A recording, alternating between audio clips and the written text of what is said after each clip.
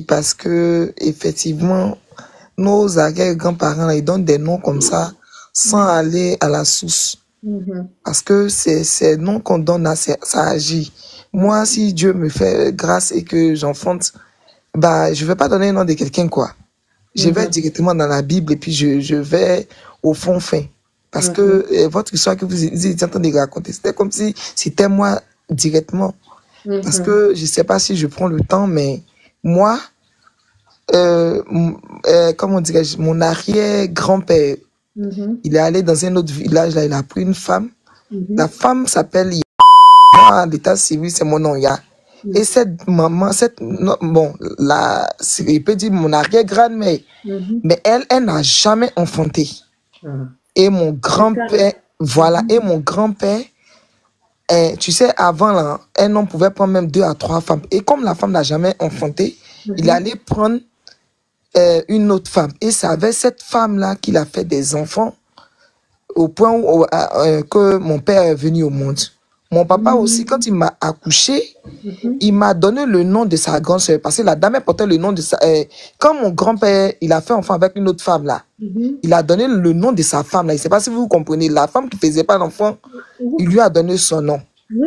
Et ma tante, dont moi je porte le nom, si je ne l'ai jamais vue, quand je suis née, elle est... quand je suis née, bon, je suis née en 92, disons 92, elle est décédée en 99. Et j'ai pas grandi aussi au village. Voilà, donc je ne la connais pas. Mais la dame là, c'est mon portrait tout craché. Même ici, je suis venue là, quand les Blancs voient sa photo là, ils disent que c'est ma maman, qui est ma tante. Elle s'est mariée légalement à l'âge de 27 ans. Je me suis mariée à l'âge de 27 ans. Seigneur. Elle fait pas enfant. Elle n'a pas, elle aussi, là, à faire d'enfant, était tellement difficile que mon arrière-grand-père a dit non, que peut-être c'est le nom de sa femme qu'il avait donné à ma tante qui agit. Donc, ils sont allés chez un monsieur. Voilà, ils sont allés chez un monsieur. C'est mon papa même, mon arrière-grand-père, mon grand-père plus mon papa. Ils sont allés chez le monsieur là-bas, ils ont fait des incantations, quoi, jusqu'à ce que ma tante là, elle puisse accoucher. Elle a fait 7 enfants, 2 sont décédés et les autres là sont là. Est-ce que vous voyez un peu? Ça a pas... Au fait, elle s'est mariée à un homme qui est aisé. Et l'homme qui est aisé là, voilà, elle faisait pas d'enfants. Le gars, il est parti ailleurs, il est parti faire des enfants pour venir. Ça, c'est un. Deuxième point. Elle s'est mariée à 27 ans. Je me suis mariée à 27 ans. Mon mari aussi, Dieu faisant grâce, est aisé. Et le comble est que tout ce qui arrive, quand je suis malade, parce que moi, je ne connais pas cette dame, pour dire que je connais cette dame-là. Et puis, il est ici en train d'inventer. Non. Mais quand je suis malade, là, les mêmes choses que je fais, là, les mêmes gémissements, oui, je vais mourir, nanani, on dit c'est pareil. On refuse ça maintenant sur ta vie. Amen, je reçois. Comme cette dame. Cette dame, et voici aussi l'erreur que j'ai faite. Parce que vous avez déjà prié pour moi. Hein. Je ne sais pas si vous vous rappelez de moi. Je sais que c'est pas toi, tu t'es montré avec ton mari. Voilà. Et Dieu est en train d'agir. Amen. Voilà, Dieu est en train d'agir positivement. Amen. Et je sais qu'avant la fin de l'année, là, ça va aller. Mais votre témoignage de ce soir que je suis tombé là-dessus, là, demain, il travaille à 6 heures, mais il dit non, il reste, il termine d'abord avant d'aller, voilà, ok, la mamie de Yvidia se rappelle de moi, voilà. Et je sais pas aussi si c'est une localisation qui est là, parce que, je sais pas, mais, elle est partie chez Marabout, hein, à cause de son histoire d'enfantement. Moi également, je me confesse devant 129 personnes, hein, si je sais que c'est un péché qu'elle a, mais priez pour moi aussi. Ma soeur, t'es partie après quoi, après notre prière là? Non, avant notre prière, avant notre prière là, il se pourrait qu'il y ait une dame qui ait pris, parce que mon papa avait 2 femmes, dont son autre femme là. En tout cas, ma naissance, ça c'était un combat. C'était un combat, hein.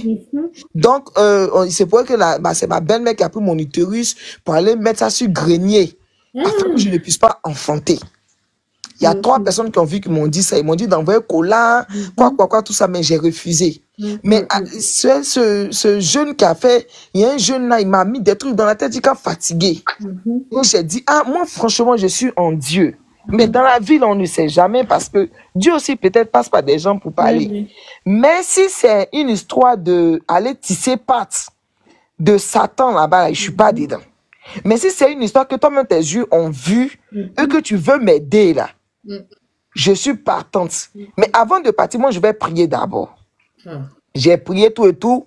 Mais l'erreur que j'ai faite aujourd'hui, que je regrette là, c'est l'argent que j'ai enlevé pour donner là. Il m'a dit non, qu'il va prendre l'argent là, il doit faire quelque chose. Et lui a dit en tout cas, il ne faut pas, il va partir tuer cabri là-bas, ou bien aller tuer mouton là-bas. Parce qu'aujourd'hui là, ma grand-mère, ma tante que je porte son nom, donc je ressens mon diguet, truc là, quand les gens me voient comme ça, même ses enfants, c'est maman Dello, ses enfants ne m'ont jamais appelé. Ils m'ont toujours appelé les mamans parce qu'ils voyaient les mamans en moi, son sourire. Il a dit tout ce que la dame là faisait là, identique, c'est moi qui suis assise ici là. Et puis, donc je suis parti faire ça aussi. J'ai donné l'argent aux jeunes, il est parti faire. Et aussi, il y a une dame aussi sur Facebook ici. Elle aussi, quand elle fait ces trucs-là, elle prie, elle met les trucs de prière dessus. Elle dit que c'est affaire de Dieu. Mais c'est canaries, elle dit c'est cordes, on prend pour attacher tu attaches ça au rein. Pour donner enfant. Bon, je suis parti prendre Kadagla pour venir. Il a mis corde sur mon rein, il a fini de prier, il a mis corde le lendemain, corde les couper. J'ai rappelé encore la dame, et lui a dit, effectivement, la dame m'a dit, elle va m'envoyer encore une autre corde. J'ai repris encore, il a fini, il a pris mon somme, j'ai fini de lire, j'ai mis corde là encore dans mon cou. Corde là est descendue. Il est déposé tout là-bas. Là, il vous parle là, c'est parce qu'il ne peut pas faire vidéo. Et je suis allé déposer ça dans ma cuisine. Il dit, quand Dieu va me donner ta maison, mais ma soeur, il ne faut même pas que ça traîne dans ta maison. D'aller jeter, parce que c'est ça aussi, il demandait là. Il dit, en tout cas, le jour où il vous voit en ligne, il va parler. C'est ma confession, il est en train de faire là. Parce que mon cœur, depuis là, me fait, mon cœur me fait quelque chose. On doit aller jeter quelque chose. Il dit non, il faut laisser. Peut-être après ça pour faire témoignage. Ou bien, je vais utiliser, je ne vais pas utiliser. Il dit, Parce que la dame elle-même, elle a dit que si quand la tombe là, ça veut dire non que ton cas là, c'est grave. Elle m'a donné aussi médicaments de Marie de nuit, des feuilles que je dois pas me purifier. Mais elle me purifie avec quelle feuille? Il a dit tout ça, il n'est plus utilisé, il est déposé au ma soeur a acheté. Faut jeter tout ça, c'est dans ta maison. Tu lèves pour pas qu'il y ait des portes d'entrée. Dieu fera. Ta tante est allée voir un mystique pour avoir un enfant. Oui. Dont tu portes le nom. Oui. Quand tu es allé voir Jésus-Christ, lui, tu as vu le mystique, tu étais ignorante. Aujourd'hui, tu as vu Jésus-Christ de Nazareth. Jésus-Christ te donnera des enfants. Amen. Donc, vous voyez les frères et sœurs. C'est réel ce que je dis, hein. C'est réel, hein? C'est très, très réel. Parce que pour quelqu'un qui... Regarde, moi, quand mon papa, ils m'ont mis au monde, mon papa et ma maman, ils n'étaient pas ensemble. Il y avait des histoires. Donc, mon papa est parti faire un ailleurs. J'étais seule, je ne marchais pas. C'est une histoire réelle que je suis en train d'expliquer. On dit, il ne marchait pas ici, assise comme ça, grosse comme ça. Mais le jour où mon papa est venu, mon papa m'a dit, lève-toi. Je me suis levée, j'ai commencé à marcher. Et j'ai marché là. J'ai marché jusqu'à directement devant la porte de la dame. Wow. Est-ce que vous, voilà, devant la porte de la dame, quand elle est sortie, on dit, elle m'a vu là, ma bête, celle que je porte son nom là, elle était éblouie. Elle savait même pas où elle allait me mettre. Quelqu'un qui n'a jamais marché, qui s'élève, qui s'en devant ta porte. Donc on donne des noms là. Dont tu portes le nom. Oui, celle dont je porte le nom. Donc je sais pas. Franchement, je vous dis la vérité. Hein. Je ne sais pas s'il y a des sommes à me donner, mais s'il y a des prières à me donner pour pouvoir combattre. Parce que, en fait, des liens familiaux, là, ça, ce sont des liens, des trucs, franchement, je ne sais pas, mais ça me tourmente. Chose bizarre, depuis cette semaine-là, j'y pensais, parce que il y a des choses qui sont tellement similaires, des choses qu'elle a rencontrées qui sont tellement similaires dans ma vie que je refuse. Le comble est que son mari, il est vite mort, hein. Oui, non. Ton mari ne mourra pas vite. Amen. On refuse ça au nom de Jésus. Amen. Mais vous voyez, tous ceux qui sont là, prenez au sérieux tout ce qu'on vous dit. Hein. Prenez au sérieux. Il faut prier, ma soeur. C'est pas la prière. C'est pas une question de psaume, un psaume spécial. Vous voyez les prières que je mets. Chaque fois quand je mets, concentrez-vous et priez dessus avant de vous endormir. C'est comme ça que vous allez croître spirituellement.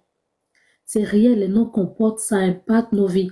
Comment ça se fait qu'un enfant, à moins que d'autres gens n'aient pas compris ce qu'elle a expliqué.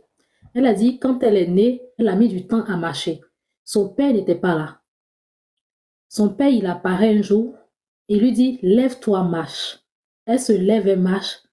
Et la première direction qu'elle prend, la direction de la personne dont elle porte le nom. Elle grandit aujourd'hui et sa vie est exactement le reflet de cette femme. Quelqu'un me dira, non, c'est les cours de la vie, c'est un hasard de la vie. Ce n'est pas un hasard de la vie. Elle porte le nom de quelqu'un, donc tu vas porter la vie aussi de cette personne. Mais quand tu as Jésus-Christ de Nazareth, tu peux vouer cela à l'échec, ma sœur. N'aie pas peur. Ton mari ne mourra pas. Tu feras des enfants et ton mari ne mourra pas de façon précoce, comme ça a été le cas de ta tante. Amen. Il ne faut pas attendre que ton mari tombe malade. Dès maintenant, prends le devant. Seigneur Jésus-Christ, ce que j'ai expliqué dans le 3e point, Seigneur Jésus-Christ, je refuse, Seigneur, je t'en prie, que toutes les impacts rattachés au nom que je porte soient voués à l'échec. Je refuse que mon mari ait la vie. Oh là là, Seigneur, c'est... Tu vois, même ton mari aussi commence à avoir la vie de ton oncle. Effectivement. Ton mari qui n'a pas demandé. Le lien qui crée comme toi est fort, ma soeur. De là à se lever. Ta tante, est-ce qu'elle était simple? Elle n'était pas simple, je ne pense pas, elle n'était pas simple. Tu te lèves et tu vas directement devant sa porte. Les liens de sang. Les liens de sang, c'est ça. C'est par la prière que tout sera voué à l'échec, ma soeur. Amen. Prenons nos vies spirituelles au sérieux. Prenons nos vies spirituelles au sérieux. N'attendons pas de vivre le pire. C'est ce qu'on aime faire. On attend que tout se gâche pour crier « Ah Seigneur, à quand ma victoire, je t'en supplie. » Ok, en tout cas, ma soeur, merci beaucoup pour ton témoignage. Et puis, on reste en prière. Amen.